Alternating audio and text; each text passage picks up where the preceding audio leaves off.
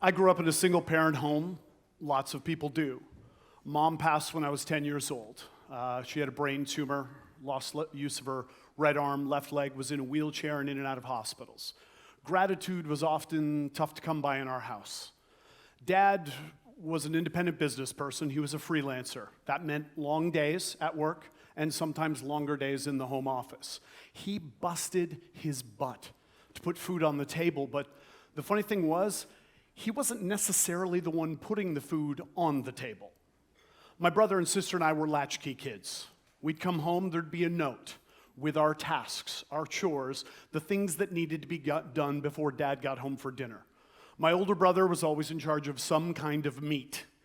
My younger sister, canned vegetables, frozen vegetables. Me, I was the carbs. I'm still the carbs. It's kind of become my life's work. But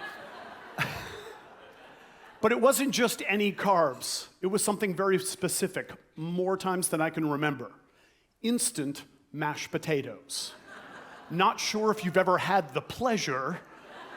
Dehydrated potatoes that look like they've been put through a pencil sharpener. Water, milk, butter, salt. Not the best thing on the menu necessarily. But I'll tell you this, I loved them. And I loved that it was my job. I took such pride in it. I loved when I got to the point that I didn't even have to measure anymore. I could eyeball that thing. When we went to family therapy as a family to try and heal going through that time, I remember the very first session, therapist had us go through, introduce ourselves, say our name, and what our job was in the household. I said, I'm Ian. I'm the mashed potatoes. I relished the job. And my brother and sister and I, yeah, sure, we fought like siblings do in the kitchen. But when Dad came home and we sat down at that table, well, we may not have been a family that said grace all the time, but we damn well gave thanks. Thanks for the Father that was getting us through. Thanks for the food on the table. Thanks for each other. And we gave that thanks in spite of the empty chair at the end of that table. And that sense of gratitude, it fueled the engine for us. We got it, we gave it, we wanted more. It fed our lives, it fed our souls, it fed our healing. It was the fuel for the engine of our healing. That's why even to this day in my life, I don't say I'm grateful. I have great fuel. It's the thing that drives you forward. That great fuel can change and alter your life in so many ways. My siblings and I still fight. But it's no wonder that cooking has become a passion for all of us, because the thing we most fight about is who's bringing what to the family functions. But as with an email that I received this week, more often than not, it's, hey, Ian, you want to bring mashed potatoes? Hell yeah, I do. Except the game has changed. It's russet potatoes, skins on, cooked in milk, roasted garlic, white cheddar, chives, salt, pepper. Good stuff.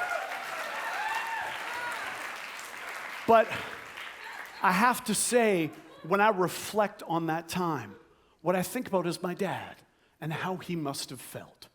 Do you remember being a kid and you come home from school, kindergarten, first grade, maybe it's Mother's Day, Father's Day, birthday, Christmas, something. You don't have money to buy a gift. So what do? You make something for them. Maybe in class, but you come home and you say, I made this for you. And I know as someone who now has grown kids, I miss those days when my kids would come home and say, Dad, I made this for you. Ooh, right in the feels. All of their love, all of their joy, everything for you, put right into that. But what that makes me realize and think about is, why don't we, every single day, do things that allow us to look ourselves in the mirror and say, I made this for you? Because we don't. We're not grateful for ourselves sometimes. We don't create that great fuel. It's one of the reasons that I cook. I love to cook and I'm passionate about it, but I live alone. Sure, I love having people around my table. You are all welcome. I love having people sit around my table, but more often than not, I'm cooking for just me. And I'll post that on Instagram. I'm not ashamed. But oftentimes when I do, I'll get a text from somebody, friend of mine, that may say, hey, who's over? I say, nobody. Well, why did you plate it like that with all the garnish and the lovely stuff? And I say, because I'm worth it.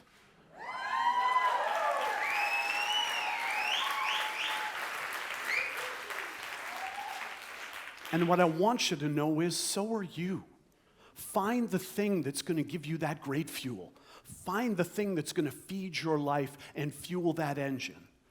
Oh, and one last thing. I made this for you. Thank you.